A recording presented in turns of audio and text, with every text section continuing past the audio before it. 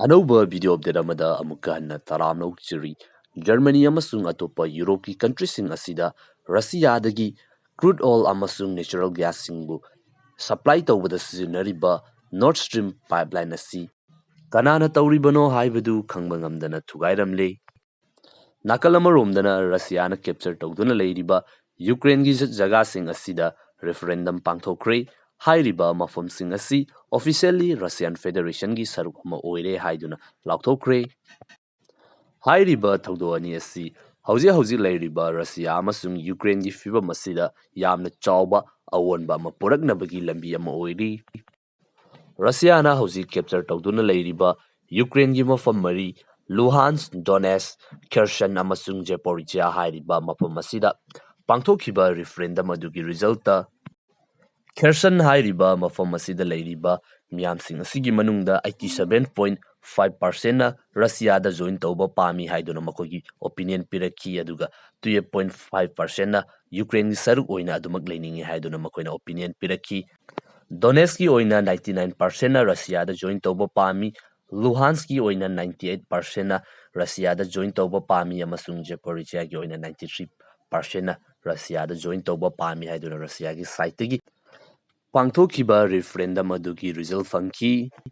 Russia na pangthokhiba referendum amasung maduda lakliba result khudima adu asengba amata natte Russia ki semjin sajin mani maram aduna hairiba referendum asibu accept tawroi haiduna Ukraine amasung leiriba topo western countries sing asina fungdokli Russia gi side gi di pangthokhiba referendum aduda mi yamna thoraktuna hairiba referendum aduda vote pikide tawbatabu lakliba khara sing aduna piriba result adudi asengmani haiduna Russia gi side gi makogi referendum adu achummani haiduna fungdokli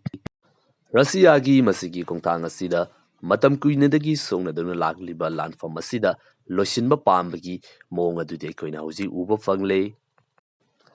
Russia na capture tawraba matungda referendum pangthoktuna Russian Federation gi saruk ama officially oina oire haiduna lauthokhiba taragadi karigumba lakadoriba matam asida Ukraine na hairiba mafam asida amu attack tawrokpa taragadi matam adudadi hairiba mafam sing asi Russian Federation gi saruk ama oibanina satharakliba attack adu Russia hairiba country asida attack ni haiduna laugani maram aduna matam adudadi maduki pakhum oina nuclear weapon sizinagani haiduna lepalituna Russia ki makidi ki fungdokli mathangdana Nord Stream hairiba pipeline asi Russia dagi Baltic Sea powerba matungda Germany connect tawriba amasung hairiba pipeline asigi matengdagi Europe ki ayamba saruki energy supply tawriba pipeline amakhakni hairiba pipeline asi Europe ki oina darkar oiriba energy requirement adugi damakta yamna maru oiba pipeline amani Nord Stream 1 amasung Nord Stream 2 hairiba pipeline anima asi kanana tawribano haiba khangma ngamdana hauzik Thugairamle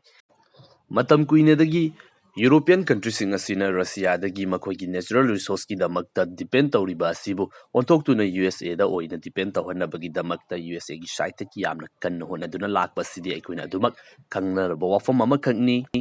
masi khaktina tana hauzik US ki president oiriba Joe Biden na matam kharagi mamangda karigumba Russia na Ukraine da attack tawba taragadi Nord Stream pipeline asi USA na thugaigani haina fongdokhibasu leiribani maram asina Nord Stream pipeline asibu thugairiba si USA na oigani haiduna fongdoklibani Poland hairiba country asigi site gi di USA da hairiba pipeline asibu thugaibagi damakta thagado haifawwa fongdokpasu leikre Russia gi site gi hairiba thawong asi USA na tawribra haiduna USA da question tawri masigi oiba chapchaba evidence phangdamana maram oiduna hauzik yamna kanna maikei khudingmaktagi thigatnari thawdo asina maram oiduna hauzik leiriba fibam asidagi hena lusilaktuna achauba lanfam ama oirakpa yabagi oithokpa adusu adumak lei